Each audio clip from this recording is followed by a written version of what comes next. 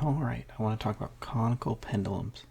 And this is kind of the idea behind, if you've ever ridden, I think they're called the Sky Screamers, at least at Six Flags over Texas. This is the Texas Sky Screamer, but they're essentially what's called a tower swing.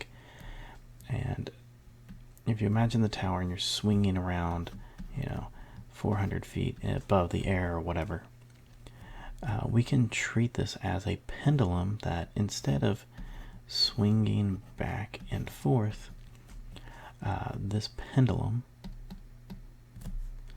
swings in a circle. So we could just extend the cables to the swings to some central point, and these swings are now making a cone. Okay, let me make some space here. So I just kind of want to solve for maybe the speed I need to go at to get a certain angle. So like how fast will we be going if we are swinging at some angle to the vertical? And let's say that we know how far out we are, so we'll call that some radial distance away.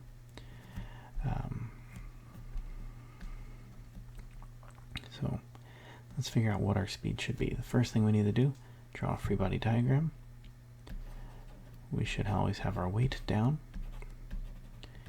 And in this case, we're going to have the tension towards the top of the tower. And you may be saying to yourself, well, we don't have a centripetal force, but in this case, there is a inward component to our tension that is providing the centripetal force. So let me clean up that free body diagram. Remember, we do not draw components on our free body diagram, or else people are thinking that we're adding more than one vector, or at least more than one of the same vector. So let's establish what we know. We know that the centripetal force is the x component, or the horizontal component of the tension, and the y component of the tension is equal to mg. So let's break this down.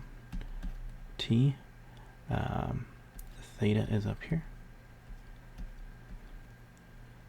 Here, this component is equal to mg, and this component must be equal to our net force. So we can go back up here. mv squared over r is, well, I'm skipping here. This is the centripetal acceleration. That's going to be equal to our tension times the sine of theta. Over here, tension times cosine theta will be equal to mg. So I only know the angle and r, so we need to somehow combine this. We know, so I can solve both of these for t if I wanted. So let's go ahead and get this ready to substitute. So we get mv squared over r is equal to mg sine theta over cosine theta. For those of you who are familiar with trig, this will reduce to tangent theta, or is the same as tangent theta, I should say. We don't care who's actually sitting in the seat. That's good.